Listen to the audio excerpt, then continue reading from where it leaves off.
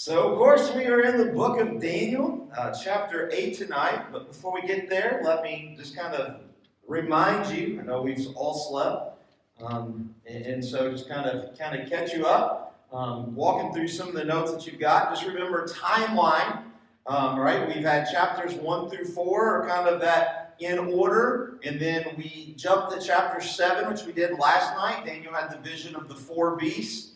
And then tonight, chapter 8 is just 2 years after that. And then, after what we read tonight, will be chapter 5, where the hand was writing on the wall at Belshazzar's kingly party, right? So it's kind of set in that order. And then also, just to kind of remind you, if you have that flow chart, which we'll fill it in at the end, you notice on the flow chart that I gave you, I told you at the beginning that chapter 1 is written in Hebrew. And then chapter 2 through 4, 5, 6, and 7 are written in Aramaic. So now tonight we're on chapter 8, which switches back into Hebrew. Okay, and it'll make more sense at the end, but if you kind of just remember what we've talked about, 2 through 7, that was in Aramaic. That was for the world to know. That was for the known world. When it's written in Hebrew, it was really most important for the Jews to know. So you have chapter 1 with the idea of that they're going to be conquered, that they're going to be taken over, but they can still be godly in a foreign land. And then tonight, we get to this new vision, this new kind of dream that Daniel has, and we're going to see why it's important. And the rest of the book is written in Hebrew. Why is it important to the Jews, right? So you kind of have Jews important to the beginning, chapter 1, Aramaic, the known world, everything that we've read through except for chapter 1. And now the rest of our time will be important to the Jewish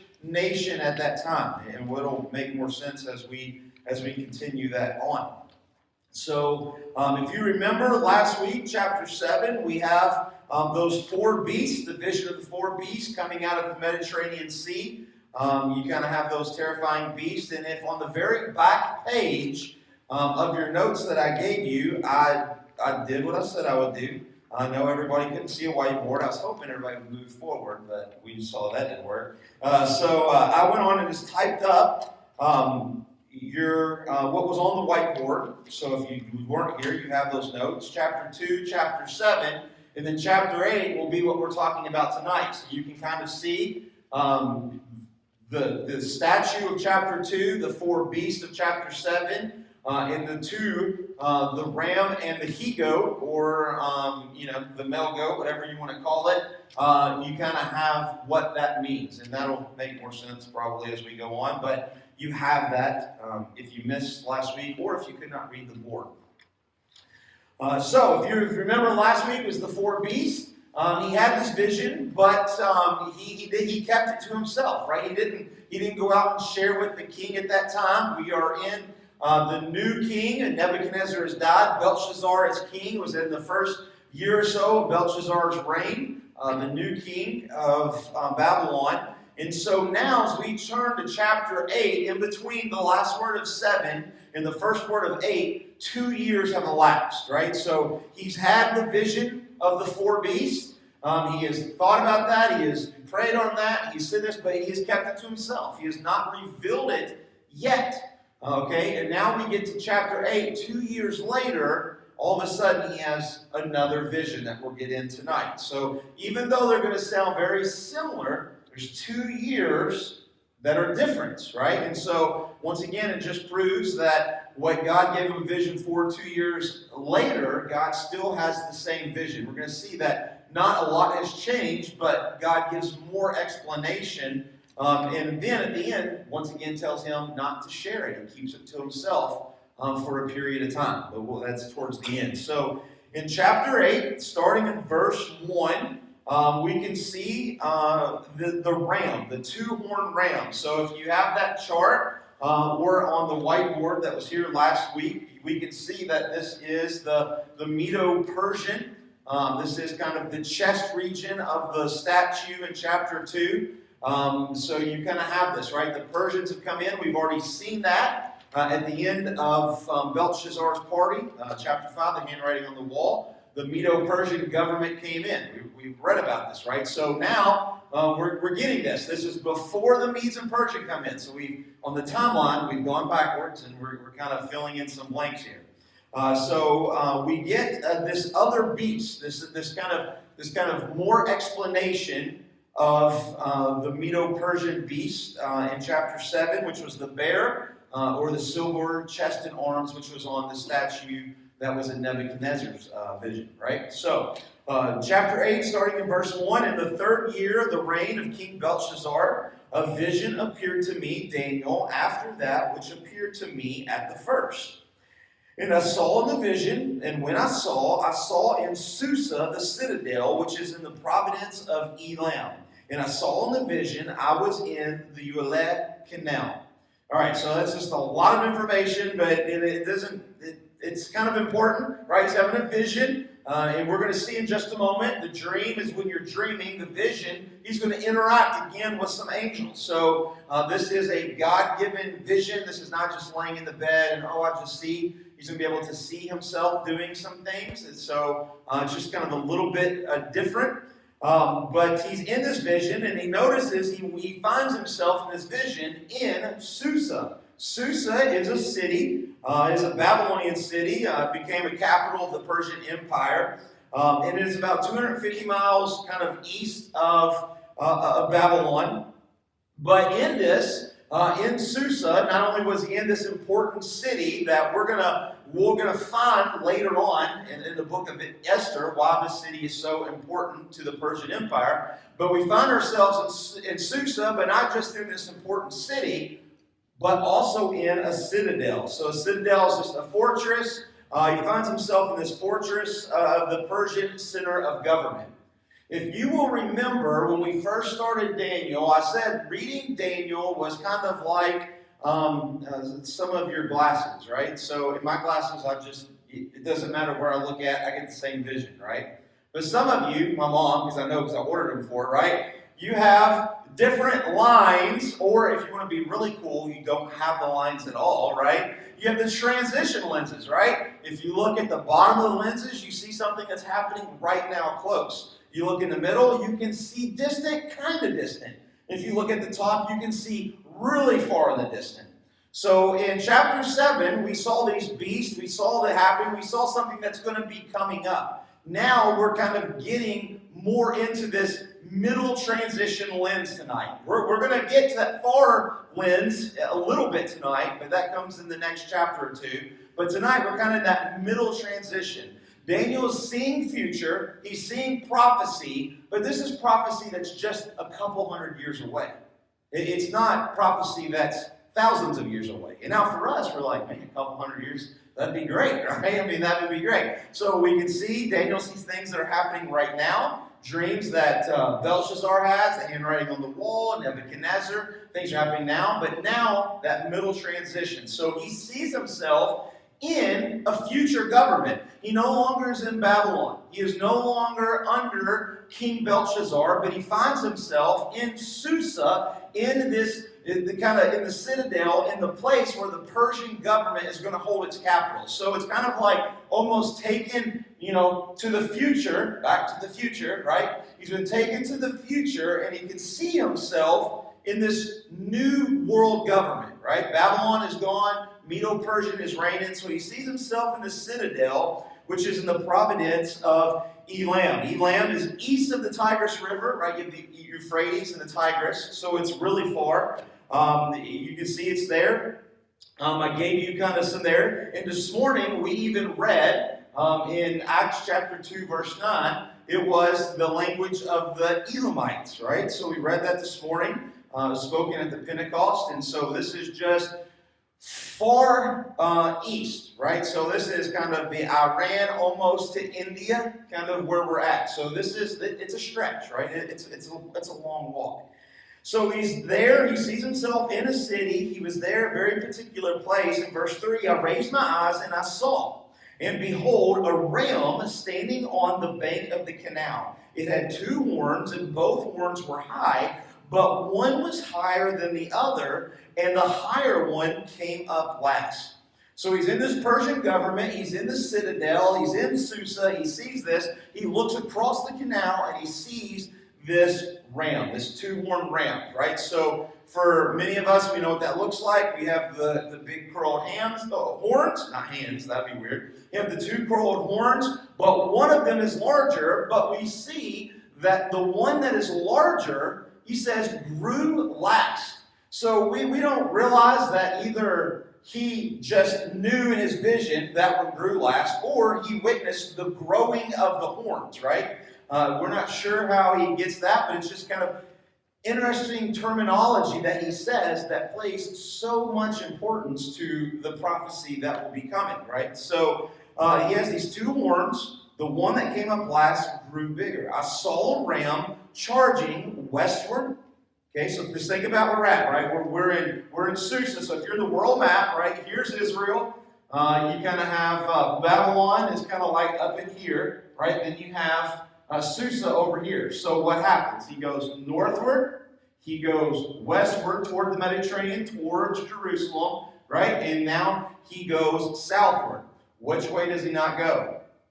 Eastward. Very good. You guys are paying attention, right? So he charges westward, charges northward, he charges southward.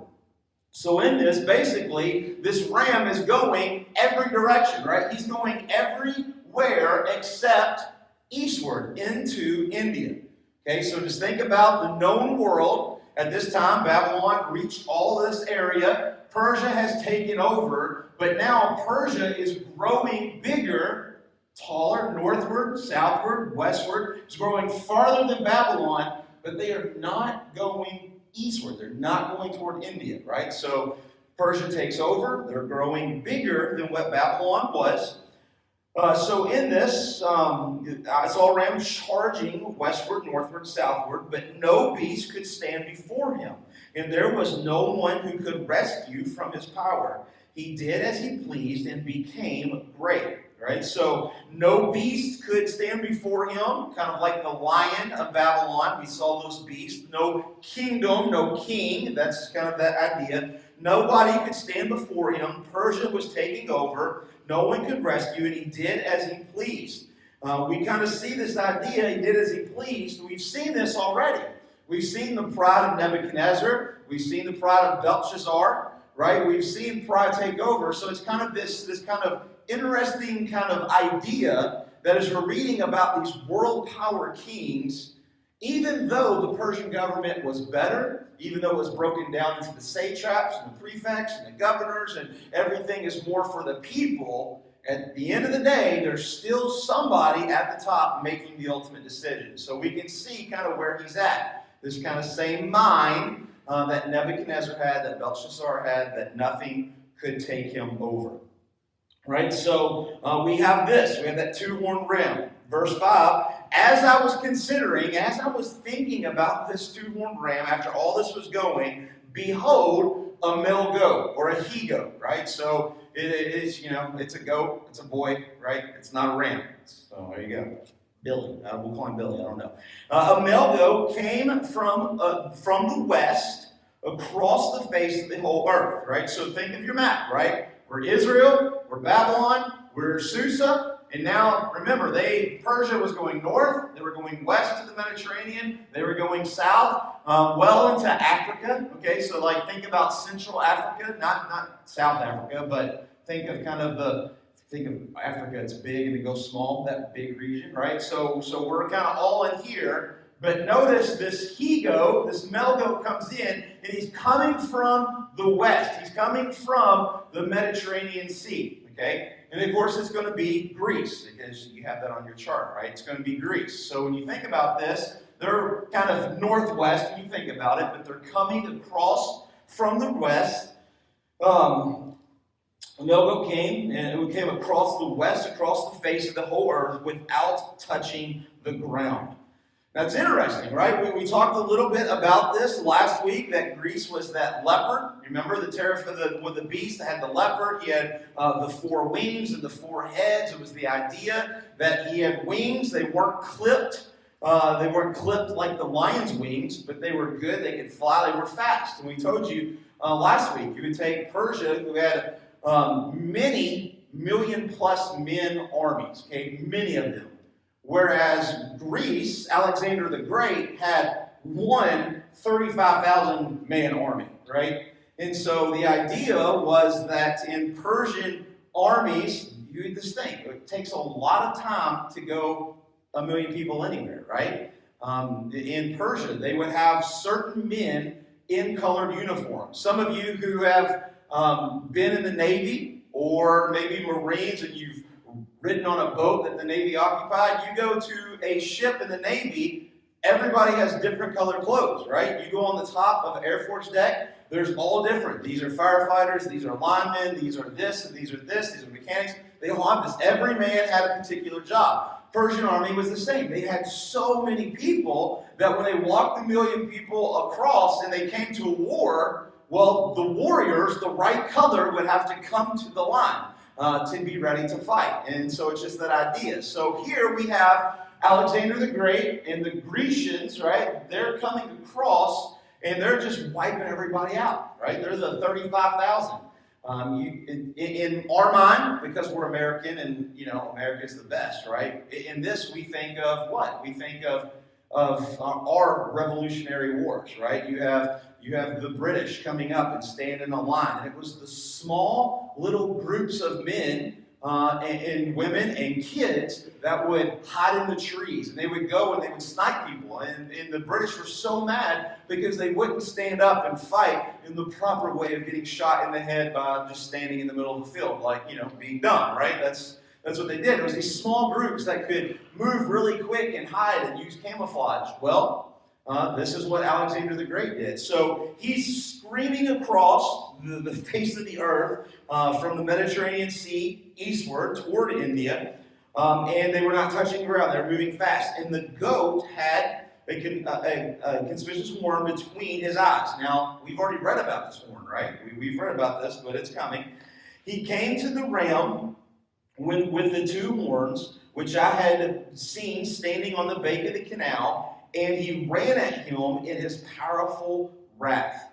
So you see the ram with two horns. If you've ever seen a ram in size, they're huge. Okay, it's not like Billy Goat, like, oh, I want to go, it's so cute. I mean, rams, they're big. Okay, they're some big animals. And then you take a goat that we would know, you're kind of like, okay, that's even a big goat is still small in comparison.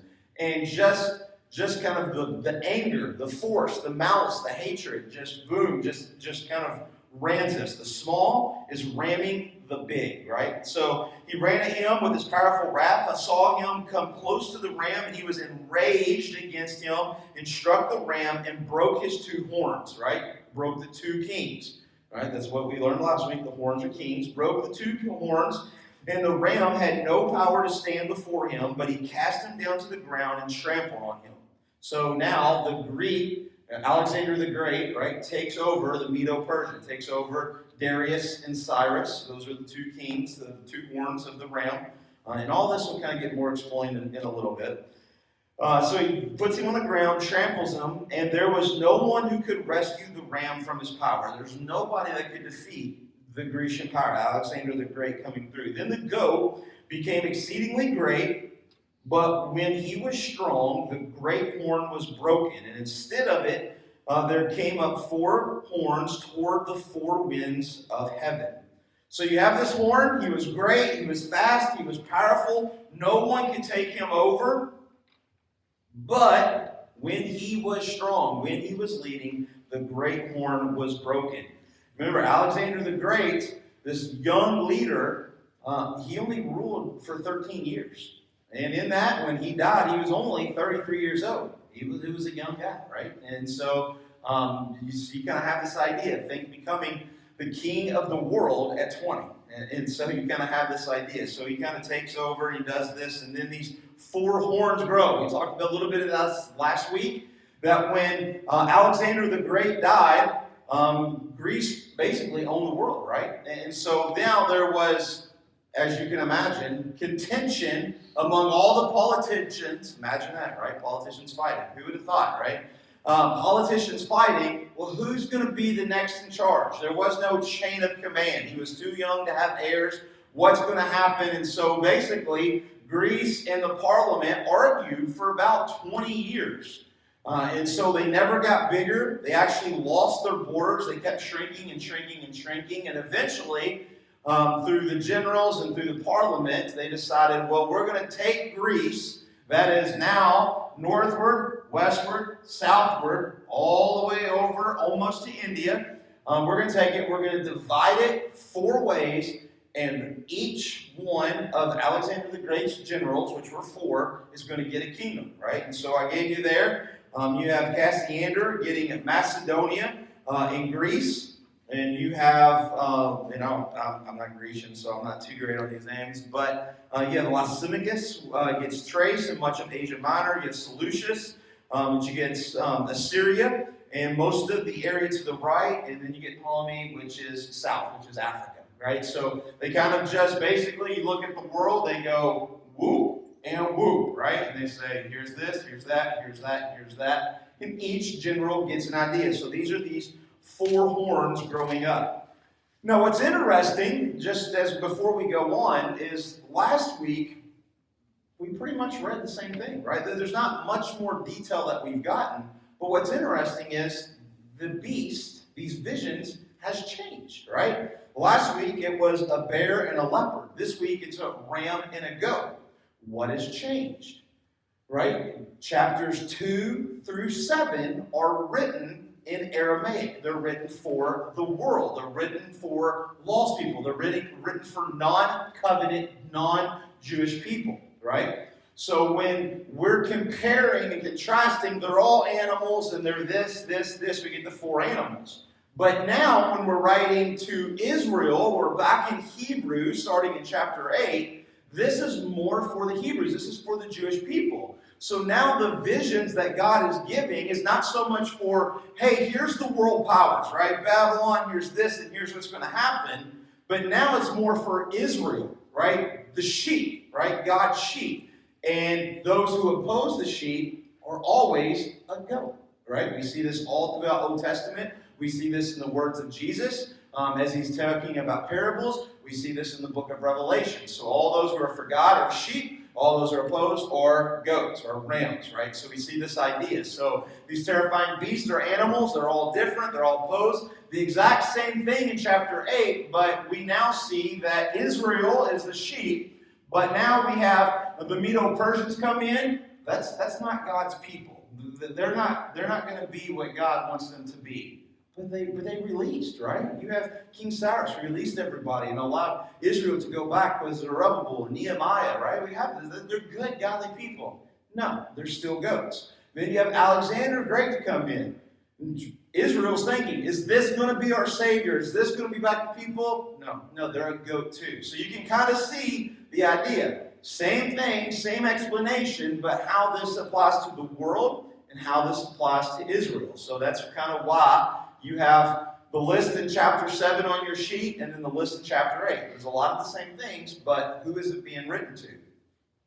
And so now, in verse 9, we get to this powerful horn, right? This little horn that we talked a lot about last week, and we're going to continue to talk about him for the next several weeks.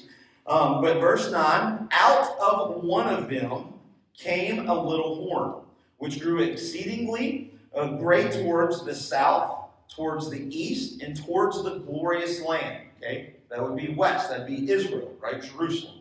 So out of one of them, so out of the horn goat, out of Greece, right, we get this little horn.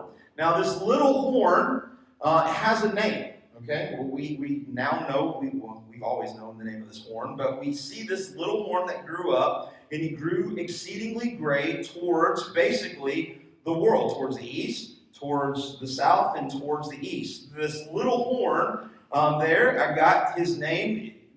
Either way, I don't care. Some people will call him Antiochus Epiphanes, okay, or Antiochus the Fourth. It doesn't really matter. He came out of the Grecian Empire, so Antiochus is probably the right pronunciation. I don't care one way or the other. But this is a real guy, okay? So out of this comes this little horn. I'm just kind of relaying the vision before we get to why it's him, okay? So there's this real guy, Antiochus the Fourth, And he's this little horn that grew up, and he's growing towards the south, towards the east, and towards the glorious land. So we can see that with that direction, he's coming out of Syria. Okay? He's coming out of Syria. So if this is Israel, we're to the north, right? We're to like the northeast. And so he's coming out of this Syria land. I gave you there the dates in which he physically reigned, right? So 175 to 164. So remember, I mean, we're talking about this, and we're talking about all this, but this is 400, 500 years after Daniel died, okay? So this vision that he's getting that literally will play out in every history book. We can just track almost king for king going on. We can track all this mostly through the Bible and pick up outside of the Bible on the kind of the intertestamental time. We kind of track this. And so all this is so true, but remember, Daniel's seeing this vision, and it has already played out, right? This was prophecy to him, but it's history to us. And so just remember that as you're reading this. And so, verse 10, it grew great, even to the host of heaven, and some of the host and some of the stars it threw down to the ground and trampled on them. So, when it talks about he threw down these stars, we would just say simply the people of God. Now, there's a lot of people that will say this could be angels, right? The stars could be angels, like it was back in Genesis chapter 6. But this would not make sense. Antiochus, this real human, would have no power over the divine realm. He was a true man. So what is he talking about? And so when we think about stars and you start looking back, we see lots of kind of Old Testament talk about these stars. And I give you there Genesis chapter 37, when Joseph is there and he's thinking about the leaders of Egypt, the leaders that God will choose to lead Israel forward. He refers to them as stars in the heaven. We can see when God makes the covenant with Abraham, right? He says they will be as numerous as the stars in the sky, right? So normal Jewish Old Covenant people are referred to stars many places in the Bible, but I give you two right there in Genesis, right? So this guy, this Antiochus, he comes down and he throws to the ground and he tramples on them. So he kills these Jewish men, right? These people. And we can see that he killed over 100,000 Jews in the book of Maccabees. Now, I realize that the book of Maccabees, 1st and 2nd Maccabees, are not in your Bible, okay? Unless you're Catholic. I don't think anybody here is. I think we're good, right? They're not in our Bible. But they are great historical books. They've been proven true time and time again. They just don't have what it took to be in Scripture. And once again, because they're not in Scripture, they are not Scripture, right? So you can hold a book to be true, but there's still a value where it's not biblical text, right? So Maccabees is two books about the history of the time of your last page of Malachi, so your first book of Matthew. It closes in a time period in there, what's going on. In that time period that closes in is during the reign of Antiochus IV, okay, this guy, this little horn that we're talking about. And I gave you there an excerpt, and we're not going to read it all for time's sake, right, but out of 1st Maccabees, but I am going to kind of read some things for you to understand just how horrible this guy is. What does this little horn does? How could he kill 100,000 people? Why is he going to take up a lot of our talking over the next couple weeks, right? So after Antiochus had defeated Egypt, because he went south, right, in 143rd year, he returned up and went against Israel and against Jerusalem with a strong force. He insolently entered the sanctuary, so he went into the temple. He took away the golden altar, the lampstand for the light, and all of its utensils, the offering table, the cups, the bowls, the golden censers, the curtain, the cornices, the gold ornaments, the facades of the temple. He stripped it all away. He took away all the silver and the gold and the precious vessels. He took away all the hidden treasures he could find. Taking all this, he went back to his own country. He shed much blood and spoke with great arrogance. So he went into the temple and he took everything, right? We've already seen this, right? We've seen this with who? Nebuchadnezzar in our own book, right? Nebuchadnezzar does this, but he didn't go and just waylay and kill tons of people. He went and took the temple, took everything back to Babylon, destroyed Jerusalem, destroyed the temple, But now, hundreds of years later, the temple would have been rebuilt. Israel would have came back together at captivity. They would have restored and rebuilt and redone everything to God's specs per what Solomon's temple was to be. And so they do all this, right? And so through this, and there was great mourning throughout all of Israel. The rulers and the elders groaned. Young women and men languished, and the beauty of women faded. Right? So it was so agonizing that it literally took a physical toll. Every bridegroom took up lamentation, while the bride sitting in her chamber mourned. The land quaked on the account of its inhabitants. The amount of the military, the army, literally made the ground shake. And all the house of Jacob was clothed with shame. 2 years later, the king sent the Maazian commander to the cities of Judah, and he came into Jerusalem with a strong force, and he spoke to them deceitfully in peaceful terms, and they believed him, right? So he said there's going to be peace. They believed him until one day there wasn't. Now we just briefly mentioned it. Who else is going to do this?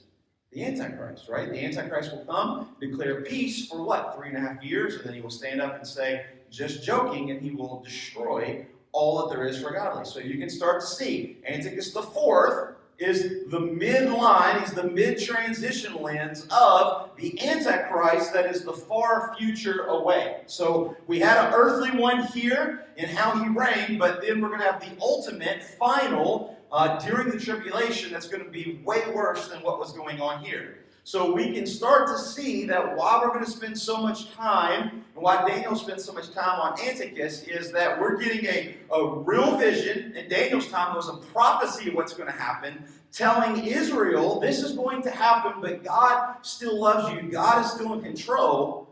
But then they go through that, right? And they do everything, they rebuild again, this all happens, and then we get the Messiah. But now for us, that is history. Antiochus IV is history. But we still have the real Antichrist, which is going to be way worse than the one that was here on the earth. And so you can see there, he came in peace. Verse 31, he plundered the city, he set fire to it, he demolished the houses surrounding walls. They took captive the women and children and seized the animals. They built up the city of David, high, strong walls, strong towers, and it became their citadel. They took the holy city, the holy place in the holy city, and basically made it a fort. And if you've ever been around a bunch of military guys during wartime, they weren't holy, I can assure you that, right? So they're kind of desecrating this whole idea of what it was. You can read through all that. It talks about the temple and how they desecrated it and the desolation, and that's all there, right? So all this happens. He's taking them down. He's burning all these people. He's trampling down. Verse 11, it became great, even as great as the Prince of Hosts, right? So to him, the Prince of Hosts, he became like God to them. Sound familiar? Read Revelation, right? What is the Antichrist? He's not going to be bad. Man, the world is going to love him. He's going to literally be God on earth until 3.5 years in, halfway in, he's going to break the peace treaty, and then we all know what happens, right? So even to the Jewish people, even to God's covenant, he's telling them, this bad guy's going to come in, he's going to desecrate everything that you know, but you're going to love him. You're going to think that he is God on earth, right? You're like, what? How in the world could that be? Well, it can be. It happened here, and it will happen again in Revelation. Let's see. And the regular burnt offering was taken away from him, and the place of his sanctuary was overthrown. So he comes in and he tears down the temple. There's no longer burnt offerings. If there's not burnt offerings, guess what?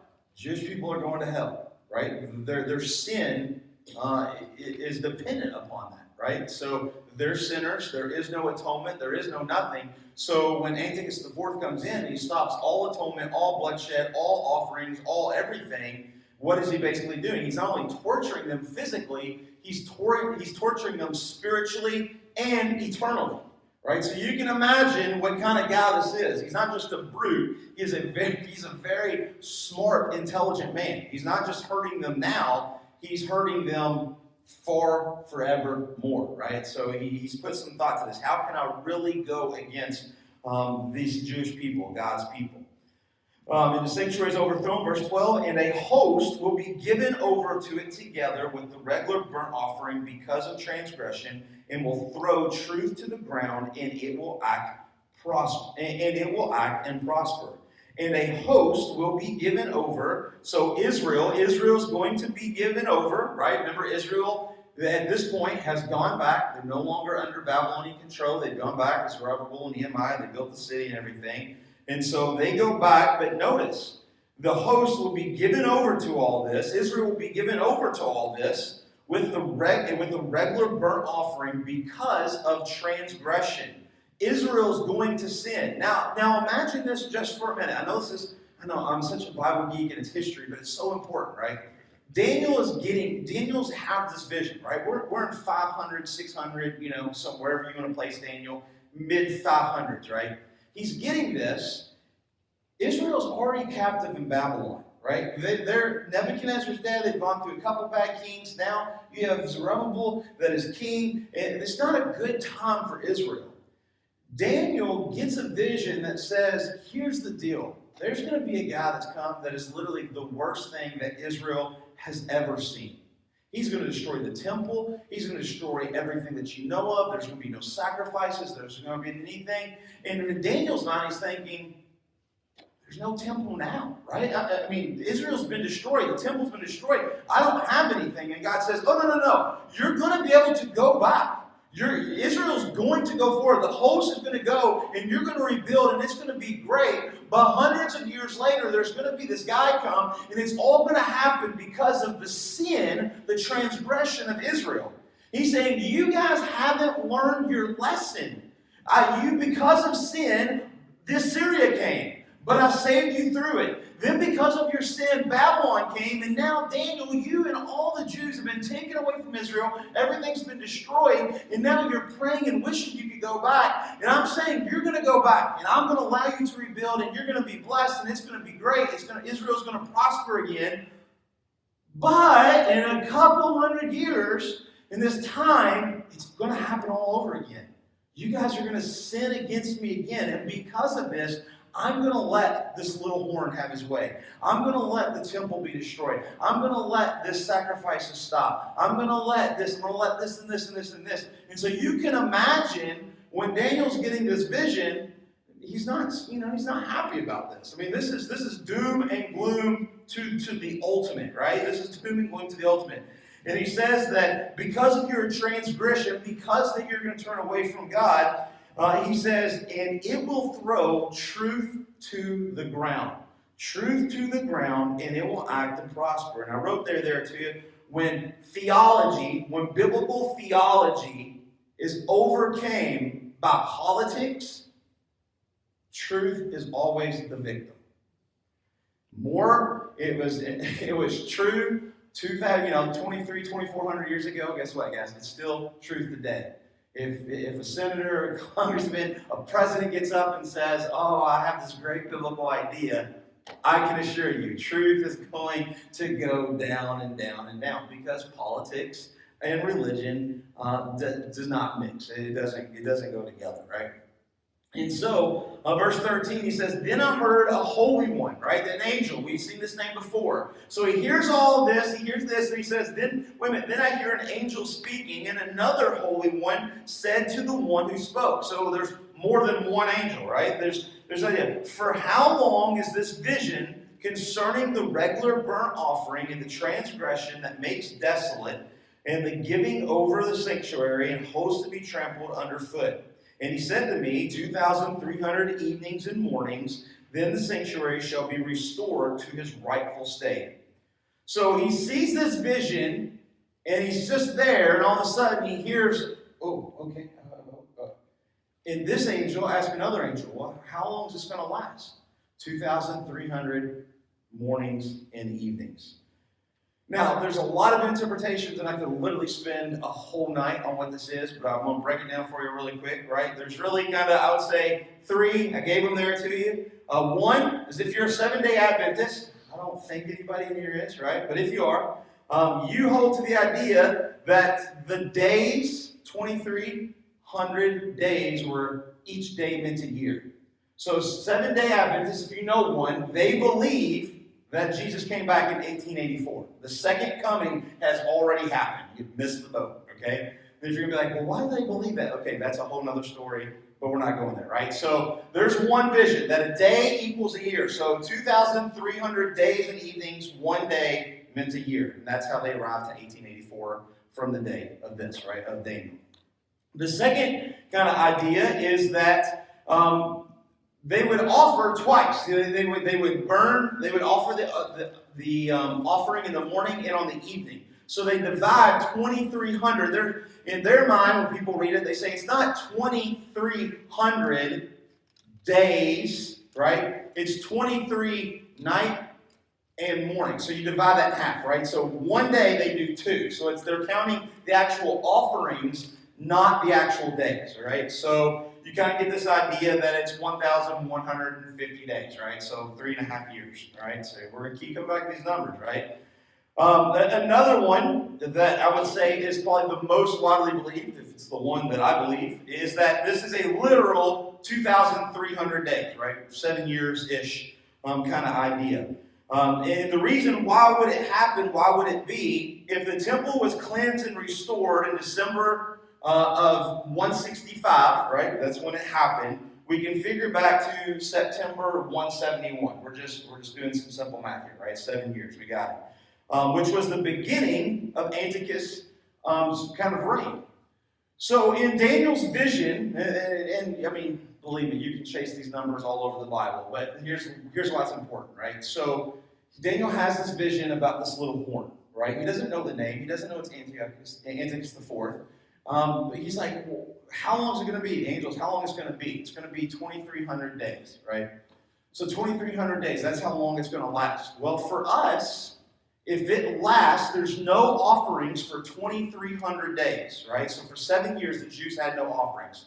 We know when the temple was destroyed, and we know when the temple was rebuilt, okay? So you go from the day that it was rebuilt, that it was dedicated, and you count back 2,300 days, and in the calendar, in the Jewish calendar, we can say, okay, who was reigning, who was against the Jews at that timeline? Antiochus IV. It just kind of keeps coming up, right? So it keeps coming up. So you're going to see proof and proof time and time again that it's Antiochus. So just kind of a little, how long is it going to last? 7 years. Verse 15, when I, Daniel, had seen this vision, I sought to understand it. Imagine that. He wanted to know what we all were talking about. He's trying to figure out. And behold, there stood before me one having the appearance of man. And I heard a man's voice between the banks of the Ula Canal. That's the canal he saw himself, right, in Susa, out in the citadel. And it called, Gabriel, make this man understand the vision. So he saw a man he saw a person with the appearance of a man. It was Gabriel, the angel, right? And so in this, he hears a voice in the canal, outside of the citadel, in a distance. Remember, so he's in the citadel. He sees the canal. On the bank of the canal is where he first saw the two-horned ram. But beyond that, he hears a voice. Help him understand what all this means, Gabriel. It's interesting, right? When we go through angels, Gabriel, in our minds, in my mind, he's a big angel. But right, he's only in the book of Daniel and in the Christmas story, right? That's it. That's all we know. That's what we got. And so here we see Gabriel make him understand the vision. So he came near where I stood, and when he came, I was frightened and I fell on my face. Imagine that, right? Holiness. He knew there was something different. He wasn't a normal man. And he was not like the other two angels that have already appeared in the vision. I was standing there. Oh, there's somebody caught me. Hey, how long is this going to be? Another angel, 2,300 days. Right? He's there. We don't get this either. We don't get this falling down. And he probably could have done it, but we don't get it. But when he meets Gabriel, Gabriel moves closer. We can see now there's a hierarchy. There's a holiness. There's something different about Gabriel that wasn't about the other two angels, right? So he moves and he falls prostrate. And he said to him, understand, O son of man, pointing out that Daniel is human. This is not Jesus, right? So he's just, you human, understand that the vision is for the time of the end. This vision is for the end time, right? So now we're in the middle transition. Now we're moving to the top of the glasses, right? We're looking distance. We're looking far. And when he had spoken to me, I fell into a deep sleep with my face to the ground, and he touched me and made me stand up. So when he spoke to him, he fell asleep, right? Some of you are like, right now, Pastor, I'm just awesome. I'm about to fall asleep. I got a voice of Gabriel. That's what you should say. If somebody's really boring, that's our new thing. You got a voice of Gabriel. Just put them to sleep, right? So he falls into it. Man, that is great. I should have learned that. I've said so many professors, right? I fell into a deep sleep, and my face is to the ground. So imagine, right? He's prostrate. He's on his knees, and he's completely humbled over. Gabriel speaks, and he falls instantly to sleep. But Gabriel speaks to him, and he stands up. We're going to go a few minutes late. I'm sorry, we'll get to this. And he said, behold, I will make known to you what shall be at the latter end of the indignation. And for it refers to the appointed time of the end. So indignation, the wrath, the end times, right? For it refers to the time of the end. Now this time of the end, I gave you there two main thoughts. Of course, I believe one. So we have, it's the answer to the question of 8:13. It could refer to this end of the 2,300 days for close, which you kind of have at the end of this, the temple is built, and just a couple hundred years later, we have Jesus, right? So at the end of this, all of this kind of going against God's people, Jesus, the Messiah, is going to cure. They're still going to harm them. They're still going to do this, but the need for offering, the need for morning and evening sacrifices is now no longer, it's mute, right? Jesus forgives all that. But the second reason is that we're using something in the near future. He's using this 2,300 days idea to point to something in the far future, like a lot of our minor prophets do, right? If you read through the minor prophets, they use a lot of things that are happening now for what's going to happen in the future, right? You have people marrying a prostitute. You have all kinds of things throughout the minor prophets, Zechariah. Tons of, almost every minor prophet, they're using something now that's speaking of Israel in the future. We see this through the Bible a lot. We see this in Jesus speaking. If you want a technical Jeopardy term, right? It's simply called the law of double reference. There we go. The law of double reference. When somebody's speaking about one thing, but they're also speaking about both is true. One is now, one is in the future, right? So you kind of have that idea. That's the Jeopardy name for it. So he's saying, and pointed at the end of time, as for the ram you saw with the two horns, these are the kings of the Medes and the Persian, right? So you have Darius and Cyrus, that's the two horns of the ram. And the goat is the king of Greece, right? Alexander the Great. And the great horn between his eyes is the first king. As for the horn that was broken, in the place of the four others arose, 4 kingdoms shall rise from the nation, but not with his power. Alexander the Great did not give them the power because he'd been dead for 20 years, right? It was the parliament, it was the government that came up. And really, those generals were generals, right? They kind of just taken over, and eventually just kind of take over. At the latter end of their kingdom, when their transgressors have reached their limit, a king of bold face, one who understands riddles, shall arise. So this king, Antiochus the fourth, right? The Antiochus will arrive. His power shall be great, but not by his own power. And he shall cause fearful destruction and shall succeed in what he does and destroy mighty men and the people who are the saints. So we have this idea, right? He's going to destroy Israel. By his cunning he shall make deceit prosper under his hand, and in his own mind he shall become great. Without warning he shall destroy many, and he shall even rise up against the prince of princes, and he shall be broken, but by no human hand. And so we'll see later here, we'll talk more about this, but when Antiochus the fourth basically loses in the war, you have the Maccabees, which we were reading out of, the Maccabean revolt. It's a family called Maccabees. They get everybody together. It's kind of like, a blue-collar kind of revolt against the government. They lean over and they take about this. And when Antiochus the fourth hears about this, when he hears that basically this revolt came over and took over the kingdom very quickly, Antiochus IV, this mean guy that did all this, he was so taken back that somebody could defeat him because his head was so big, it was never an idea. It says that he retired to his chamber and literally killed himself by staying in his chamber and eventually just thinking about it and drove himself mad and dehydrated and died, right? So you kind of have this idea. He kind of stood there. So it's not that he was killed. He really just killed himself. And so it just not with like a sword. It just took forever to do it.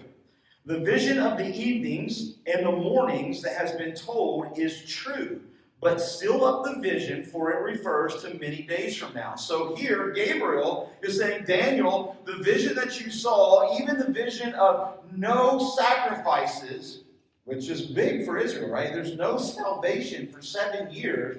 He says, just roll it back up, right? Write it all down, roll it. You can't tell anybody. Mum's the word, right? So seal it up, for it refers to many days from now. And I, Daniel, was overcome and lay sick for some days. Could you imagine hearing all this?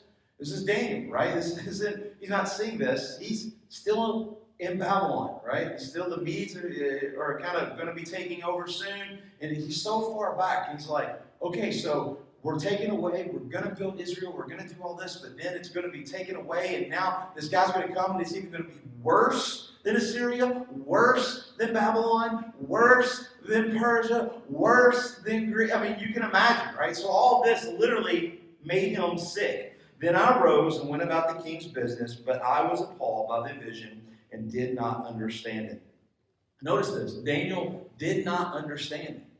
This is the first time, right? Daniel knows everything, and he's understood this. He's seen this. The angels have held to help him break this. But even though he's had this, even though he's writing this, it says seal it up. So he has written the scroll. He has written this down.